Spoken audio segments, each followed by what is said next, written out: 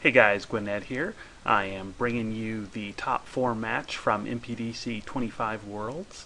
I am playing my Selesnya Aura deck, and I am facing off versus Dr. Chris Baker DC, and he is playing an Orzhov Control, basically black, mono black control splashing white. And this is game 1 of that particular match, so let's get started here.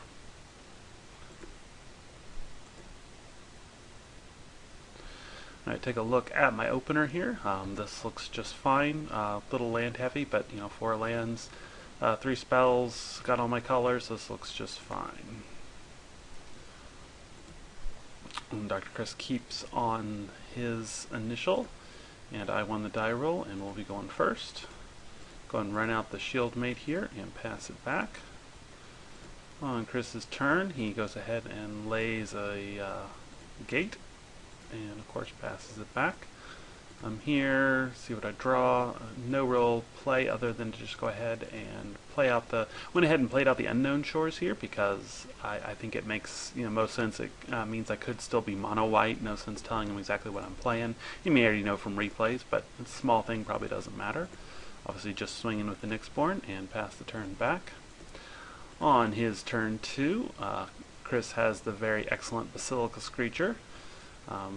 Definitely one of the best black cards in Standard Pauper right now, just for the ability, the flying 1/2, early in the game is fairly relevant, and using Extort you can just get a ton of value throughout the game. So here, draw into a Guildgate. Obviously my play here is going to want to be the Dryad, so I'll go ahead and play out my Forest. Drop the Dryads. It also will allow the Nyxborn to attack in since it gets the buff. I actually have to move this in order to click on the replay. That's great. Alright, so buff that, and then I can go ahead and swing in with that. Obviously it won't block, and pass the turn back. It's one of the things I do like about this deck, as I mentioned in the article, is just the ability to use the O-Card Dryad just to pump up the whatever other creature you have, and to be able to make favorable attacks is really surprisingly relevant. So on his turn, Chris is going to drop, he's got a Quag Sickness, which he's going to go ahead and kill the Dryad with. Actually, I guess it doesn't kill it, it just drops it to a 1/2, since he only has 1 swamp in play, and then actually leaves the Basilica Screecher back. Makes sense, he'd only be hitting for 1, and I would be getting in for 2. Let's see what I draw here. Draw into a Celestial Flare. Which I'm going to go ahead and use God's Willing to get rid of the Quag Sickness. It was actually really lucky for me that he only had 1 swamp. And I see that I'm going to be drawing into a Kruvix Insight, which is definitely one of my favorite cards from Journey into Nyx, and the ability to draw 3 and discard 3 can be quite strong. So obviously we'll keep that and go ahead and swing in, this time just with the O-Cart, and pass the turn back. On his turn, opponent has a Guildgate and has an Auramancer to get the Quag Sickness back into his hand. Pretty good for him, some nice value. Back on my turn, I obviously draw the Kruvix Insight here with 5 mana. Makes sense to go ahead and probably, actually looking back, probably should have played the Kruvix Insight first, just because it would have been nice to know what I was drawing. But go ahead and play the passives in there is fine too. Allows me to pump them both up, and now I'll be able to attack with 2 2/3s. Go ahead and cast the Kruvix Insight now. Only hit 2 here, but that still means it's Divination. Pretty good value. And just discarding the lands, which you don't really need. Obviously the God's Willing there would have been nice, but it doesn't really matter. So put those into my hand, discard the rest. Happy to see those lands in the graveyard. And continue to swing in here, dropping my opponent down to 11. Opponent has his 3rd Guildgate, only has 1 swamp in hand. That really makes his Quag Sickness pretty weak. He's going to go ahead and swing in with the Bat, which means I would expect him to play a creature here. Oh, but he doesn't. Let's see, 4 mana with black. I mean, he has access to double white, could be Celestial Flare. There's not any other flash creatures. Quag Sickness, I can't remember, is that an instant? I think it's a sorcery. I'm not sure what he's representing here. So here, just going to swing in with both, see what he's got. In retrospect, I'm probably going to play at least one of these anyway, so it seems kind of silly to have not played one and get the boost off of the Dryads. That was definitely a mistake on my part. So didn't have anything there. Gonna go ahead and play out the Dryad here. Yeah, definitely a mistake. Missed that particular trigger, and just pass the turn back. Into turn, my opponent has, he has an Altars Reap. Okay, yeah, so he Altars Reap his Auramancer, and is able to draw 2 cards, gets pretty good value out of that. See what else he's got on his turn. Has a second swamp now, so he's going to go ahead and Quag Sickness again on the O-card Dryad, dropping it to an 0-1. And then has a second Quag Sickness that he will drop on the Leaf Crown Dryad, killing it. But he's going to go ahead and continue to leave the Basilica Screecher back. I draw into an Auramancer here. The only thing I have both a Pacifism and a Leaf Crown in the yard. Obviously the Leaf Crown would be a better pick here. So here, go ahead and play the Auramancer, bring the Leaf Crown Dryad back into my hand, and go ahead and cast that. The ability to block the Basilica Screecher is pretty good. And with the O-card Dryad, I actually find that it's actually better to diversify your threats rather than trying to make one big creature. This deck plays enough creatures that going wide instead of going tall seems like a better strategy. So pump up the Nyxborn again, the Shieldmate just allowing him to get in. And he'll get in for 2 there, dropping my opponent to 7. On his turn, my opponent has a Grey Merchant. That's going to hurt. It's only 3 points, but he also gets the Extort trigger, so that's a pretty big, an 8-point life swing, pretty good for him. And Grey Merchant obviously can do a good job keeping my guys back. I just draw a land, which won't really be relevant. I'm going to go ahead and use the Nyxborn Wolf here, use its Bestow.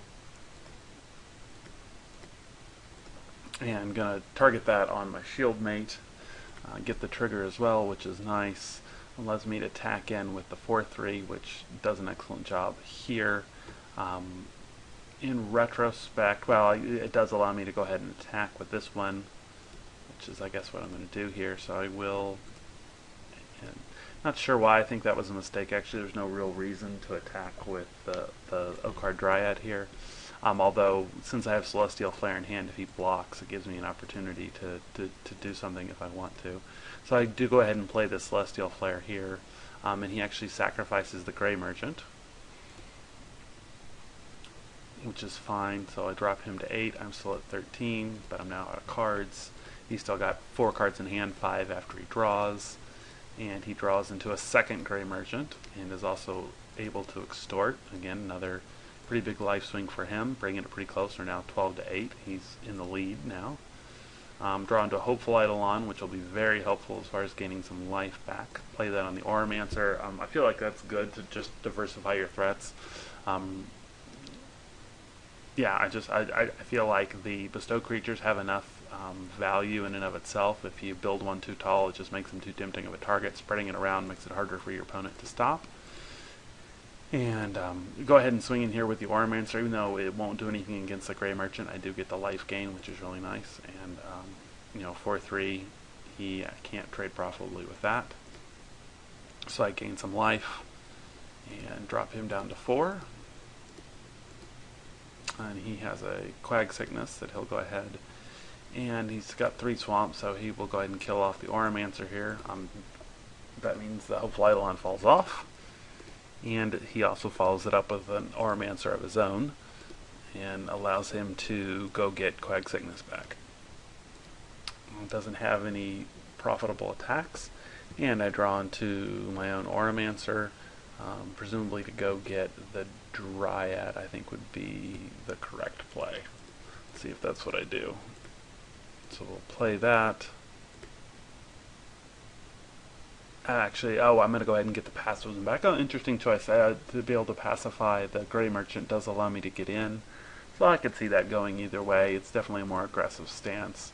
The O-card Dryad might have given me more value over time, but that's probably fine. Again, just allows me to continue to attack in. He's going to trade the Auramancer for the Leaf Crown, dropping him to 5. And let's see what he's going to do on his turn. He has yet another Grey Merchant. I think it's his 3rd. Yeah, it's his 3rd Grey Merchant. Pretty good value for him, keeping him alive. And plus since I have this one pacified, he gets really good value out of that. So dropping me down to 4, and now I'm really in trouble. It hits me for 1 here. Fortunately, I draw into a second Hopeful Eidolon, which will really allow me to get some additional life here. This time, kind of out of desperation, I will go ahead and put it on the Shieldmate simply because I need the life. That makes him a 5/4 and a really good attacker at this point. Let's go ahead and swing in with that, bumping me back up to 8. So very swingy game so far. Just watching us go back and forth, pretty fun to watch. It was definitely a very close game at this point. So he finds another Quag Sickness. I think that's his 4th. No, he replayed one. So yeah, it's his 3rd Quag Sickness. Pretty good for him. And with only 3 swamps in hand, it's not even enough to completely take this out. But he has a Read the Bones as well, which Extort gains him a life and then gives 2 of it back. Now we're both tied at 6. Very, very tight race here. Draw into yet another Bestow creature, which is good value for me. Actually can go ahead. Oh, it's interesting. I might have been better. Well, I guess I could have played it on one of the Hopeful Eidolons, and it would have made it a 3/3, which he couldn't favorably block, which might have been good for him. But on the other hand, the Vigilance is really nice because it allows it. This will actually be able to get through as a 5/3. But I won't get the life gain. So it might have been better to go ahead and put it on one of these Hopeful Eidolons. But I'll have to see if I get punished for that here, because as it is, that's the only one that I could act. Now what I was thinking here, I remember this play exactly, is I was saying, okay, so he has to block. He doesn't actually, I was thinking that he had to block this one, but he doesn't necessarily have to. He could let it go and just chump on this. This was a mistake. Was just not doing the math correctly in my head, so there was no reason to throw away the Hopeful Eidolon here, which is basically what I did. Although interestingly enough, he just goes ahead and blocks it and allows himself to drop to 1, which is a pretty aggressive line, but he doesn't have a lot of other choice in the matter. I mean, he could have just chumped, but it's not what he decided to do. So he's still got 3 cards in hand. Here he's going to play Disciple of Phoenix, which fortunately is no big deal for me, simply because I don't have any cards in hand. But he is continuing to be able to extort, has gained a lot of life off that this game. It has a Stab Wound as well, with me at 5 life is definitely very good for him. Dropping me to 4 with the Bat. But here, just when I need it, I peel the Ethereal Armor. Go ahead and drop that on the Hopeful Eidolon, and that's going to be enough to go ahead. Pretty much no matter what he does, I'm going to be able to gain enough life to stabilize here, I think. So on his turn, has another Read the Bones, dropping him to 2, and finds an Auramancer. So going off a little bit here, allows him to draw his Quag Sickness yet again. I think it's a 5th Quag Sickness he's cast this game, but still, even with 5 swamps, just drops this to a 1/1. Pretty good value there. Can hit me though for 1. The Stab Wound hits me for another 2.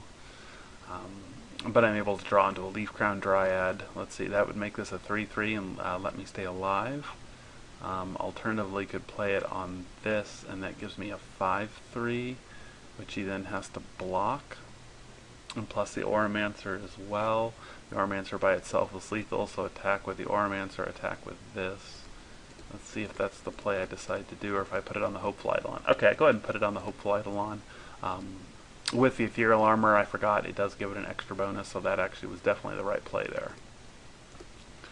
And attack with all 3, he can only block 2 of them, and that is game.